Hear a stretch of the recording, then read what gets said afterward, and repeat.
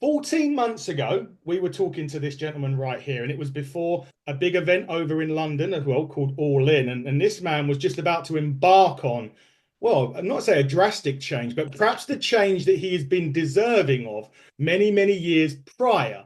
But he's back on the show to talk us all through it again. It is Mr. Zak Knight. How are you, sir? I'm very well. Thanks for having me back. We were just talking before we went live, and I said how well this podcast is doing. Real credit to yourself, man. It's grown so much in the 14 months that I was last on. It has, it's gone crazy to be here. There's a lot of stuff that obviously goes on in the background, and everyone does a great job on here. But we're absolutely delighted to have you back on. It's been a whirlwind, really. 14 months for you, and not just for us, but for you. I mean, we left it at the point where, something was going on, but obviously at the time you couldn't say, obviously, look, you were still talking at the time. It wasn't Yeah. necessarily that you'd signed anything. It was just things were going on. I wanted just to touch on that because look, you've had that kind of call before in years and years. We've seen it before. It's been, on the telly before that you've had all that. Did you go into that when you got the call this time? Was there any difference really from when the last time you had the call in terms of your mindset? How did you approach it this time? I feel like their approach was a little bit different. Okay. Obviously, I've had many calls and many chances and opportunities and close encounters where I thought this is it. Hmm.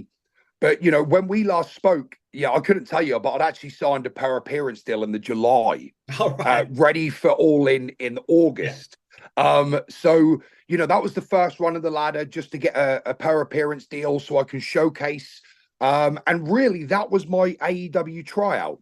I was speaking to him about a year before we even spoke, a year before my sister even signed. They were telling me, look, if you can get your visa, we are interested. Obviously, I went out in 2022 and done Full Gear, which was my sister's return match. Yeah. And it was basically said again, look, get your visa. We're interested. If you get it, we'll give you an opportunity and we'll give you a real chance. And to be fair, I got my visa beginning of November 2023. Yeah. And by February 2024, I'd signed a salary contract. So it took me about 4 months, 4 months. But they really give me the opportunity. And I felt like I was wanted at the company. I really felt like they were opening the door. Just the name bar at Full Gear when they credited me as a British veteran. For me, that was my first, real pat on the back and my validation from a big company saying, look, we know who you are. We know what you've done as an individual, not as a family. So yeah, it was completely different. It was really humbling, actually. Was that an interesting one? It's like you were treated like the individual because you mentioned that the family's massive in wrestling. We'll talk about WAW in a bit later on. Obviously, as you said, your sister's up there. We got Ricky Knight Jr. going places and everywhere. Yeah. But the fact that they mentioned you as Zak Knight on your own, nothing else, does that also make it a bit special for you? Well, it does. And they actually used, I believe, Zak Zodiac on the graphic. And the reason I went to Zak Zodiac is I really wanted to step out of the shadows of my family. No matter what period of time throughout my career, another family member's always been on top, whether it was mum and dad when I was younger, whether it was my brother, the Zebra Kid, the American Killer, having bangers matches on the indies and, having memorable moments with Davey Ritchie's and Samoa Joe and Austin Aries and people like that. Then obviously my sister gets signed. And then I really felt RKJ catching up. And I'm like, whoa, is this going to be the next shadow I've got to live under? So, I really wanted to get my own identity. I really wanted to start traveling the world alone. So people got to know who Zak Beavis was in person rather than the rumors and the mud that sticks to the family name. It's brutal at times. You're tarred with the same labels and everything else. When really, if anyone look at my history, I'm just a guy that has thrown his entire life into professional wrestling. Absolutely love the business. Probably the biggest fan of Mark within the industry, and sometimes it can get a bit distressing and upsetting when you're being labeled because of rumors or because of our family style in the ring. People believe that we are thugs. They don't realize that, we're just very good at what we do in our style, Yeah. exactly. I think I remember when we spoke last time, I think you were going to Poland, I think close or somewhere along those lines. Oh, dude, that Poland, that's up there with one of my greatest moments in professional wrestling.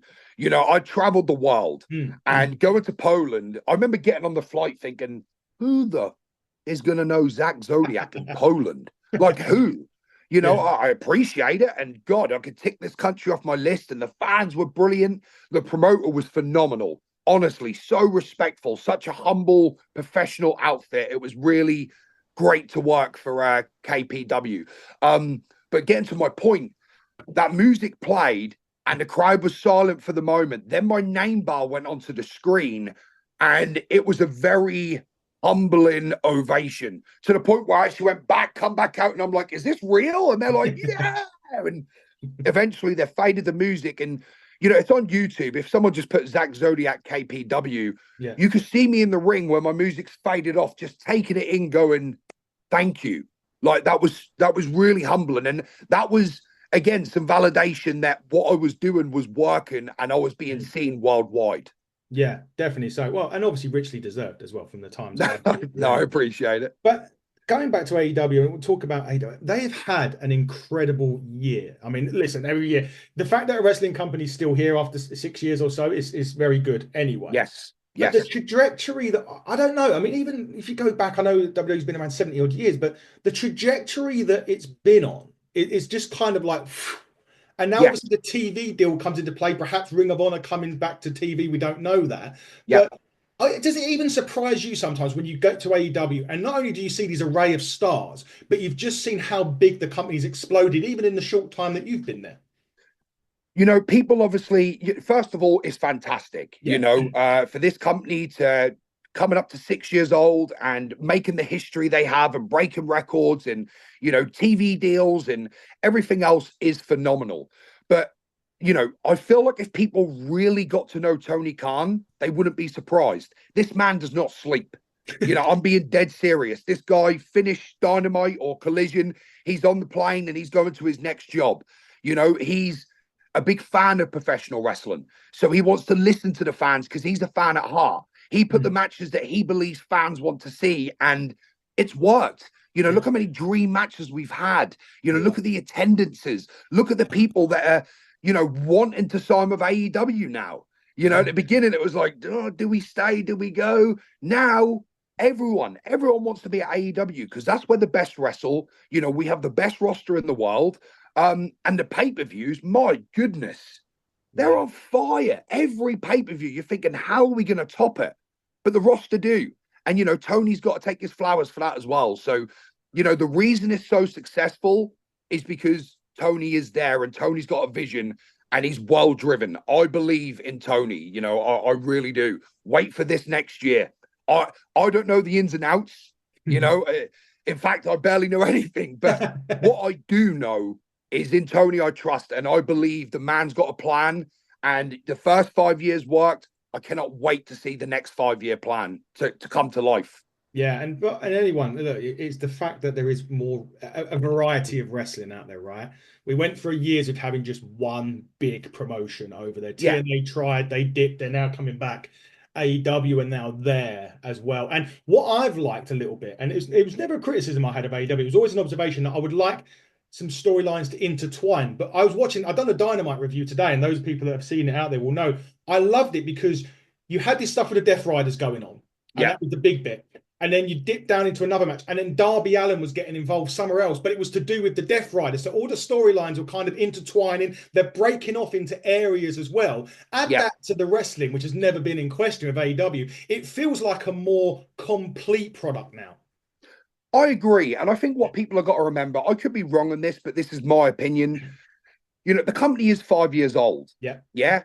In order to get good stories, there's got to be history behind the story, which is why it may be easier for people that have been on TV for longer periods of time. When they come in, they've got history with someone else already. So it's an easy story to put together. Just look at Ricochet and Will Ospreay. Yeah. We didn't need much there. People had seen their match. They were waiting for the rematch. That was the story. Tony has got a lot of young, fresh talent. People, including myself, that are I've been in the business a long time, but I'm still making my name. I'm still trying to get people on side. I'm still trying to get, my own brand. But in order for stories to be able to come apparent so frequently, we also need to create history. So now in the last 5 years, there is history. There's a reason why Darby Allin is leading the troops, because there's no history there. He's psychotic. He's a lunatic. He don't care about violence. Bring what you've got. I'm Darby Allin, and now that people are seeing the stories, that's because there's history. Over the last 5 years, we've had to create mini storylines in order for these new ones to fabricate and to become big. And right now you're seeing, the last 5 years really come into play now with the Death Riders and the storylines that's going on. You've got Team AEW, Team Death Riders, and it's all rich history. And what I like is there's a lot of homegrown talent that is involved in this major storyline right now. That's my take on it. But obviously history is very important for storylines. It is exactly that. And you're right, though. Everything is kind of built up to this moment, what's going on. Whatever's going to happen at World's End, obviously rumors are flying. Is Moxley alone? We don't know. There's a lot of big stuff happening there, but that's a good thing. But also what AEW are doing, which is even better, expanding the globe now. We've obviously UK, we've had the 2 All-Ins. We've got Forbidden Door next year in August, and then we'll have All In again the following year. But now you're going to Australia next year. How exciting is that? It's very exciting. I hope that I'm actually selected as, even as enhanced talent to get myself out there. But it's exciting. This is what we should be doing. We should be going out to different markets. Obviously the UK is sewn up by AEW. America's doing well. Even when they go to Canada, they're doing well, but they've got to keep branching out. I'd love to see AEW do a European tour, and get over here, do some UK, do Italy, Germany, France, Spain, really branch out, because I believe that's only going to give the company confidence when they realize that, hey, actually, we are big here, we're big there, we're big here. Everyone needs that. Every business needs their ego stroked a little bit. And I believe Tony could be quite humble at times and stay within his area, when really there's a whole world, as you just said, that we are now looking to explore in 2025. And again, I think that's going to be the rocket on the company's back. I really do. This is more fan base, wider viewings, bigger ratings. This is what any wrestling company is setting out to do. It is, for sure. It's exciting. As a fan, watching it is exciting just to see everything going. And obviously, we touched a little bit about the contract, the streaming on Max now as well. That's going to open up again. So you've got the TV in America, you've got the TV in the UK, you're going out to Australia on there. But then there's a streaming option now. And that's obviously where the world is going. There's no doubt about it. But that's going to open up huge opportunities again to branch out into new areas, new countries, new locations, and give them, well, where the best wrestle, right? Yeah, absolutely. And on the streaming platform as well, I'm hoping, just again, looking in my opinion, I'm hoping then this gives us more hours of content. Because if you think about all the wrestlers that are signed, again, where the best wrestle, and roughly there's about 5 hours of TV, 6 with Ring of Honor, but that's on the on-demand. So 6 hours to try and fit in this really stacked roster can be a difficult task at times. But this is where, the team thought process come in, and it's know that we're working as one. Just because you're not on TV every week, we're still part of this. We're still rallying the troops. We're still getting behind the people that are on TV at the moment. I was cleared in August, hence why I was at All In. But now I'm having to wait my turn to come back in, because we have a vast amount of really fantastic athletes, really good wrestlers. People say about variety, if they actually look in the depth of AEW, they've got everything that everyone else has got. You've got your high flyers in Will Ospreay and Ricochet and people like that. You've got your technical wrestlers in Daniel Bryan.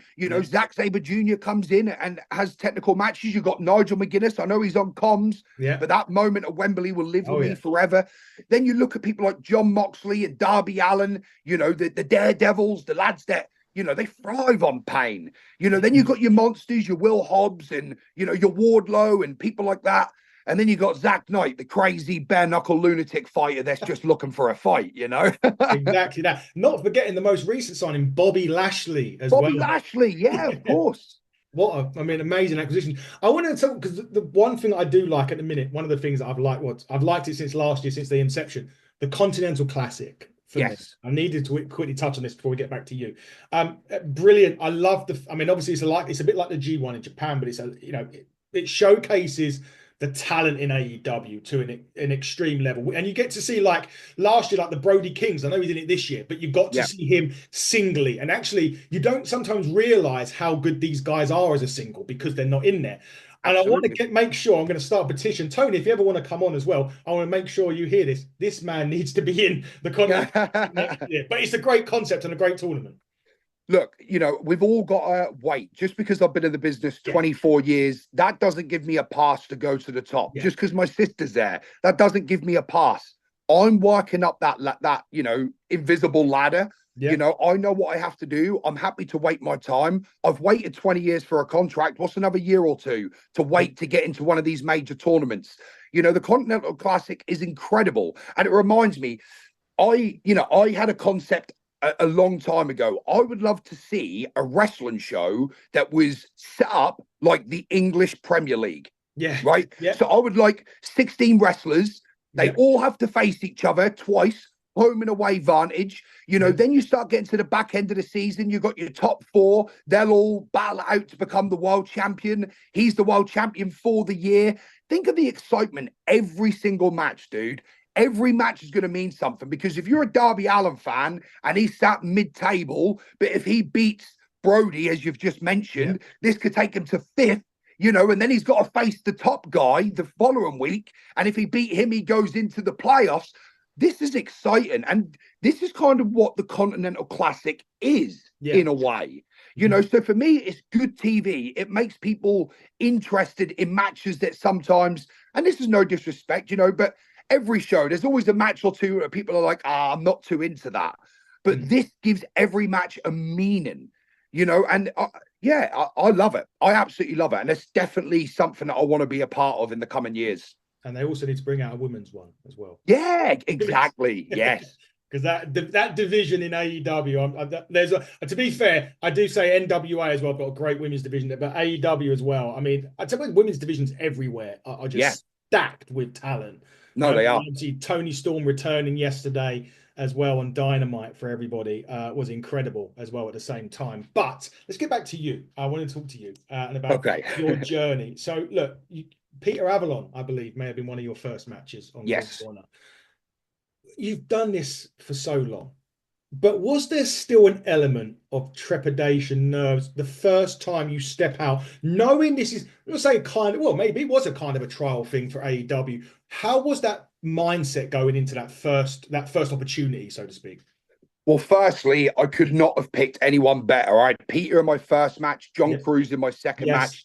Both of these guys are so good at enhancing wrestlers that are coming in. Just look at the John Cruz meme with Samoa Joe when he does that dive across.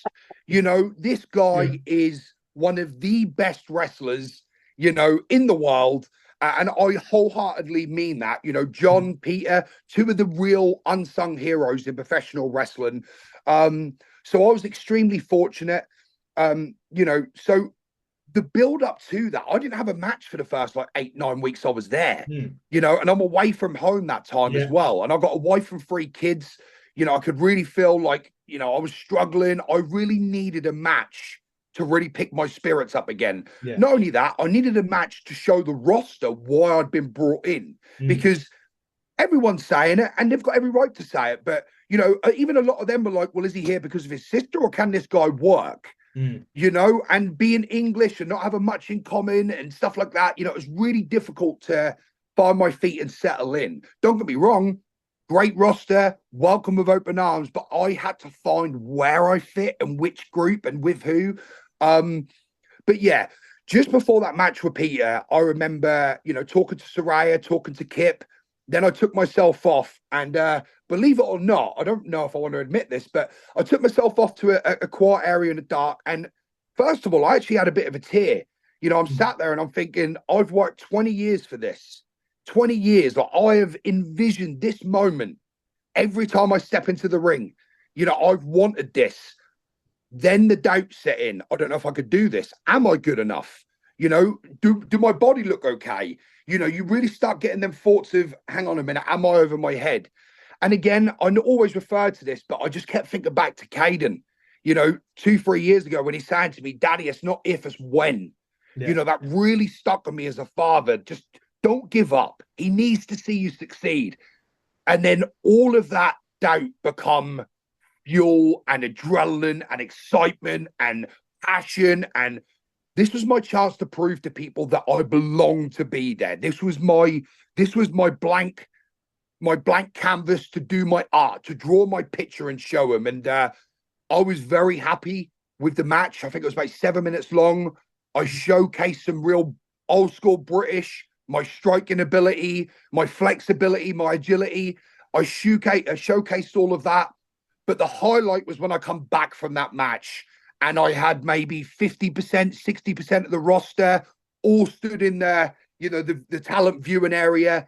And there was that real acknowledgement, you know, fist bumps, high fives, cuddles, handshakes. Welcome to AEW. One person I'm not going to name even said to me, you know, after that, if you're not signed, I don't know what you have to do. That was a real phenomenal, you know, display. And this guy has been world champion and been to the very top of every company he's wrestled in. So to have that validation as well really helped me feel like, okay, I'm where I finally belong. You certainly are. I don't know why it's taken so long. You are back where you were. I wanted to touch on the family aspect, if I may, quickly, because we've seen the video that's posted on 20 odd million views when you surprised your kids. And obviously being a father like myself, I mean, I knew a totally different story, but when I was, as you know, I wasn't well when I was in hospital, but I was I was in Cornwall and they live in Essex at the time. So it's not as if he could come and see me. And I No, was only in yeah, there a week. So it's not like, not like you. But when you went over there and it was a period of time, and they're used to you going away, obviously, because you do it for yeah, wrestling. Sometimes you yeah, go yeah, to Europe, sometimes, but generally you're home after a few days. exactly. Not the case this time. How did you adapt to not being able to see your kids for that period of time? I'm glad you picked up on this actually, because you know when I first got out there, I think there was a few cryptic messages I was putting out, and I could feel my mental health Mm, spiraling because I was away from my wife and kids. mm, You know, people say we only work 1 day a week. Yeah, but then 6 days a week, I'm not staying at my sister's house. She's got her own family, she's got yeah, her own life. I'm in an Airbnb on my own, and at midday, California time, mm, my wife and children are going to bed in the UK, yeah, because the kids have got school. My wife's up at like 5 a.m. every morning. So from midday through to midnight, because I'm not an early sleeper, mm, I'm sat there, apart from training and maybe a little walk, I'm on my own. So I found that really difficult. I'm asking questions of why can't I go home? yeah, And it got tough, that first. So I went out in November. I yeah, come back December the 21st. They give me 5 days at home. I then flew straight back out with my family. They celebrated New Year's with me in California. They went home on January 5th. I don't think I then got home until the middle of February. So my first tour was 3 months and I got 4 days at home. yeah. And then I've gone back out there in March and I'm pretty much there until my birthday, the end of May. I probably got 10 to 14 days at home in about 8 months. Yeah. And I know people who say, well, suck it up if you want to be a professional wrestler. I totally get that, but it was difficult, very difficult, because I am a very present father. Yeah. I was away most weekends. Sometimes I do 2, 3, 4 week tours, but you always knew when you were going Yeah, home. exactly. I never knew the date that I was going home. I Mm, just knew I had to keep busting my ass, keep turning up, being there when they need me, remaining humble, turning up to the shows that I weren't booked for because I wanted to show them I wanted to be here. yeah. But yeah, sort of come June time, my body was banged up a little bit. I am 20 years into the ring. Mm, I needed just some time personally, mentally.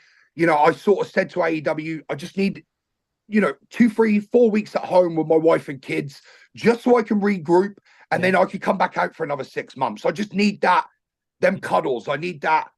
I need to be called daddy. I need to read him Yeah. a book. I need to put him to bed. I need to take him to school. I need him to know that I haven't forgotten about them and everything I'm doing is for their future. But that's really hard to do over a phone. Yeah. So I come home and again, I can't sing Tony's praises enough.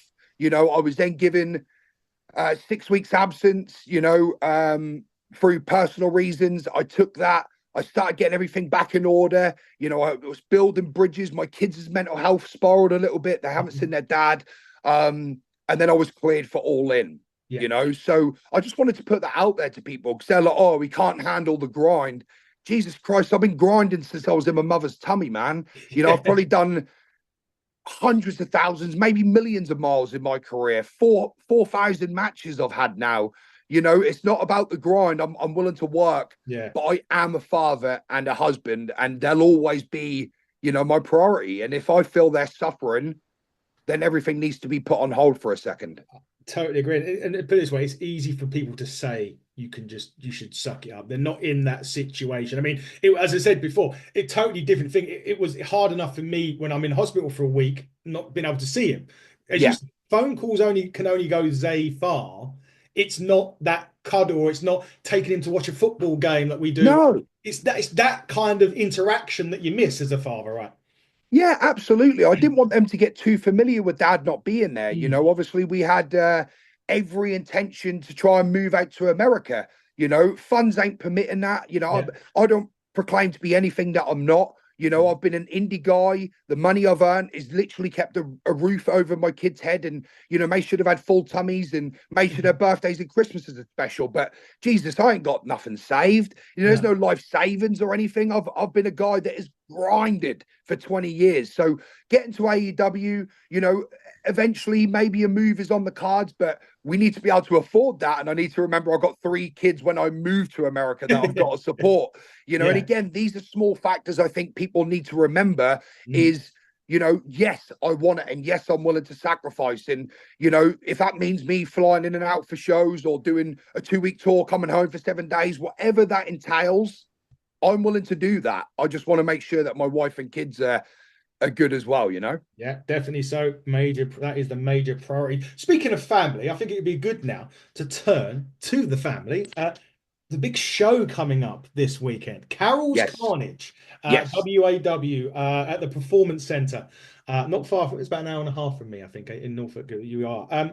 Lots of stuff going on. Let's just touch on the actual charity that's going on as well. The GoFundMe that's out there. So they had a wrestler obviously paralyzed in the ring as well. Can you just talk about that a little bit first? Yeah. So obviously I was owner of WAW and my dad, and we've got a lot of trainees under us, some that have gone on to incredible things. We won't go down that path, but this lad, Lee Mitchell, his shoot name is Mitchell Star, is his wrestling name, 15 years into the business.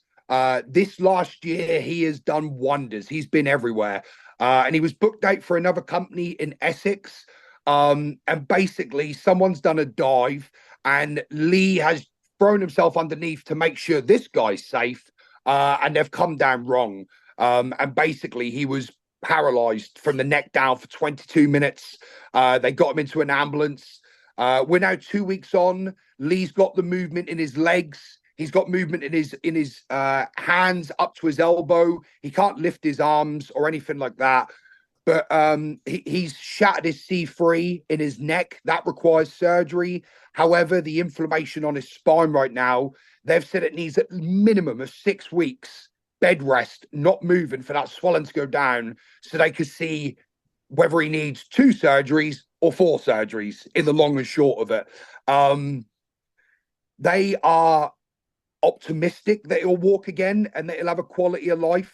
But yeah, this is a really scary time for this lad. Wrestling is his job, so straight away my mum made a GoFundMe. Can we raise funds to see him through Christmas for his nieces, nephew and family, and to basically support him and not have that money strain that 90% of the world suffer with, unfortunately, just to see him through so he could concentrate on getting himself fit and healthy again and not worrying about rushing back to work. Yeah, definitely. So the GoFundMe will be on the link of this video, guys. So if you can do anything, please do. Look, if it's a quid, honestly, a quid. You get 100 people putting a quid in, that soon adds up. It's not about how much you put in. Just to let you know as well, the GoFundMe, you can actually leave positive messages. Yeah. So you don't have to put money in, even if you go put a positive message, just so he knows that people are thinking of him, things that he can read. You know, he's got a lot of time on his hands at the moment and he's not able to do a lot. So, you know, a positive message can really lift someone's spirits. Yeah, exactly that. So anything you guys can do, please do that. And it just goes to show that wrestling isn't, you know, it is an entertainment for the crowd, but stuff that Absolutely. goes on between those ropes is very, very real, and accidents can and no doubt will happen in Yeah. wrestling. It happens all the time. Just because you don't see it doesn't mean it's not happening. No, that's right. That's The right. bodies are be up. Let's go on to show quickly. You're in an Iron Man match in this with PJ. How much are you looking forward to that? Well, firstly, I need to thank AEW who Yep. have been letting me work the independent scene. Mm-hmm. You know, I've not been selective. I just feel that some people may be worried about wanting AEW wages. But no, so basically, you know, I've got 3 or 4 shows in December, and these are all shows I'm looking forward to. But this Saturday, December the 14th, in my absence in WAW, you know, everyone's now trying to become the big fish. You know, and my nephew PJ has, you know, literally just been on a warpath this last year. You know, upsetting the dynamic of the company that we've built, unsettling the community that we've built. You know, it's no secret I trained a blind kid. I worked with vulnerable adults. He's been a terror towards them. So this is me coming back saying, hey, I may not be here weekly, but WAW is still a part of Zak Knight. I still own 50%, and I'm not going to put up with your bullshit on this show. So I've challenged him to a 30-minute Iron Man match. Most falls in the 30 minutes win. But you know, I'm Champions League. This guy's conference. You're going to see that just in my cardio. You're going to see that in body shape. You're going to see that with movement. You know, if I don't beat this guy 5-0 in 30 minutes, I'll be devastated. And that's my nephew.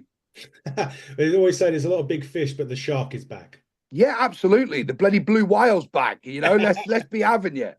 Indeed, let's be having it. And also, your mum's got a challenge on the card as well. Yeah. So you know, my mum's in the back end of her career. You know, you never know how long you've got when you when you've got more time in the business than you have left. That's a worrying thought. And right now, this is what she's saying. You know, her body's still healthy. She wants challenges. You know, she wants people to step up. Saraya Knight is a tough cookie in that ring. You know, don't be fooled by that. You know, the angelic smile and the eyes.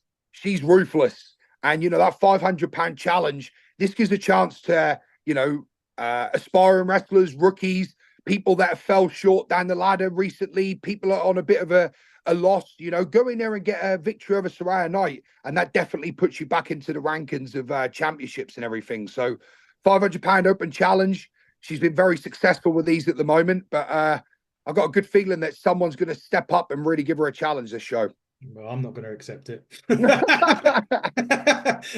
a chance in hell of accepting that. But there's obviously some more matches on the card. I just wanted to run off a couple. There's obviously a Hardcore Rumble. Yes, we do that every year. Yeah, that's on the show. Nathan Black and Sullivan King as well for the championship. That's on as well. And is it the Bellatrix, right? I have said that right. Yeah, Bellatrix. The Euro Championship, Vanessa versus Annabelle will be on the card. Norwich Killers and the Staff as well. So the Norwich Killers are Roy and Ricky. They've formed a tag team. Obviously, RKJ is out everywhere. You know, I can't speak highly enough. Give him a year, 18 months. He's going to be signed somewhere. He's too good not to be. And Roy, you know, he's now 43, but he's in the shape of his life. And I feel like he's got the wrestling bug back. You know, if people want to see the old Zebra kid, I know he's taking bookings again now. And let me tell you, you know, 43, he's still in his prime and he is ripped. You know, we're talking about an 8-pack. This guy's cardio is the best in the business. And them two together is a phenomenal duo. You know, I really find it hard to see anyone within the UK or Europe that could take on the Norwich-born Killers. Exactly that. Well, all the action goes down Saturday, wawuk.com/events/Carol's-Carnage. The tickets are still available. Get yourself down there Saturday. It will be a great show. And obviously, you will be on the I'll be there for everyone to see. Let's just quickly touch on before we start wrapping up again AEW for the last bit of time and a bit more about you accepting some bookings potentially in 2025. We'll see, but we'll talk about that. But look, AEW now, what's next? What can they possibly do now that's going to top these last 5 years? Because it's been crazy.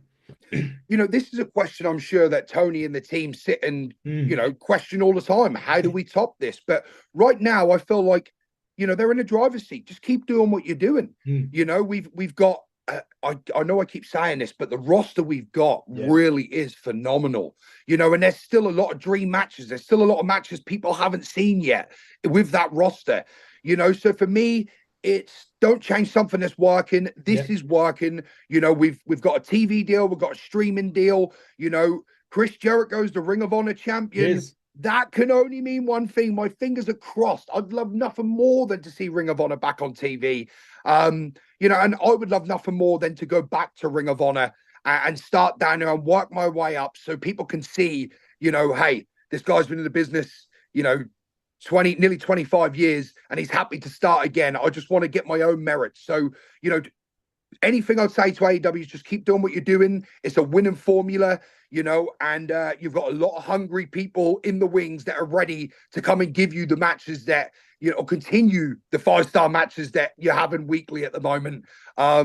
For me, it's just all positive. I can't see any negatives in AEW at the moment. And I'm an honest guy, I'll tell you. Yeah, definitely so. And one of the hungriest guys for a success. Oh, absolutely. On the screen. Let's just quickly wrap up with the independent stuff. I must have to say quickly, last year, I think it was October time, you and Ricky, you took on Mark True and Kieran Lacey in a tag match at Ref Pro. The only reason I'm bringing it up is Mark True is now my champion. Okay. For my sins.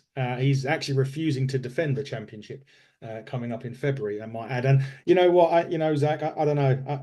He needs to be taken. That title needs to be off him, Well, what's the date in February? He's not doing the February show. He's pulled out. He's refusing to defend the championship in February. I've got to have a chat with him after Christmas to see if the Christmas spirit helps. But well, I'll put him on a mandatory defense. Put me against him. Give him 90 days effective from now. And if he don't fight me in 90 days, he's stripped of the title. Exactly that, Mark. You're signing your own death wish, Mark. That's for sure. But anyway, nevertheless of that, look, what you said about bookings earlier on, what's going on in 2025? Are you going to be accepting some limited ones? Is it back over there? What's the plan? Yeah, so I am getting a lot of messages for independent bookings. Obviously, I'm telling them, the protocol that I have to take, everything goes through AEW Talent Relation. They asked for 2 weeks up front. So if I've got dates, 4 weeks from now, they've got to give me 2 weeks to get it into the office, get the green light. I've never been taken away from a show yet, but I always put it in there as well and say, look, I am contracted to AEW. They are, my priority. They come first. If they ring me and say I'm needed for that date, I'm out of here. But I'm hoping to do a lot more commuting in 2025. I'm hoping to go there and back for the shows that I'm needed. A few tours, but UK is where I'm going to be based for the time being. Until I can save and afford to move out there. It's expensive in America, dude. Jesus. When I was looking, I swear to you, for me, my wife and 3 kids, the houses are expensive, the health insurance expensive, to own a car is expensive. And I'm like, wow, I'm better off in the UK at the moment. Even if I got to fly myself into the US, it's much cheaper to do it that way. So I'm going to be based in the UK. Don't be afraid to email me. I want to work with these companies. People know that I, absolutely worship professional wrestling. I want to give back, especially to the smaller companies. I want to give back to the wrestling community, and if I can in any way, strike deals with people, whether that's seminars, shows, appearances, signings, just send me an email. I think people are too scared nowadays because they think, oh, he's signed now. He's probably going to want ridiculous money. But the truth is, even at this point, I still love professional wrestling. And I'm sure most people would do it for free. It's an addiction, it's a bug. And I miss not being so active. This year I've had about 15 matches. 2023 at 164. So it's a real drastic change. And hopefully 2025 I can really get onto a TV campaign, and I'm out there weekly doing really, really well. But nevertheless, I always want to have a backup. So anyone looking for a 6'4", 17 stone, Peaky Blinder lookalike, foul mouth, rough and ready hooligan, my emails are open. ZakZodiac2023@gmail.com. There you go. We'll wrap it up there. Zak, thank you again so much for coming back on this show. It's always it's always amazing to have you on here. We thank you the first time. This time has been great. We wish you obviously the massive success next year. Hope to see you on our screens on AEW. We hope AEW also continues to go strength to strength, but it will. Yeah. Anyway, and again, we hope to have part 3 with you at some point in the future when we can celebrate some more success. Absolutely. Maybe this time at the end of next year. So you can congratulate me on winning the Ring of Honor title. Oh, please take it off of Jericho or something. Yeah, please. Yeah, or Matt Cardona in a couple of weeks. Take it away. Guys, this has been the Hitting the Turnbuckle podcast. He has been the hooligan himself, Zak Zodiac or Zak Beavers, whatever you want to be called. And I've been your host, Adam Cousins. And until next time, everybody, buckle down, stay safe. Goodbye.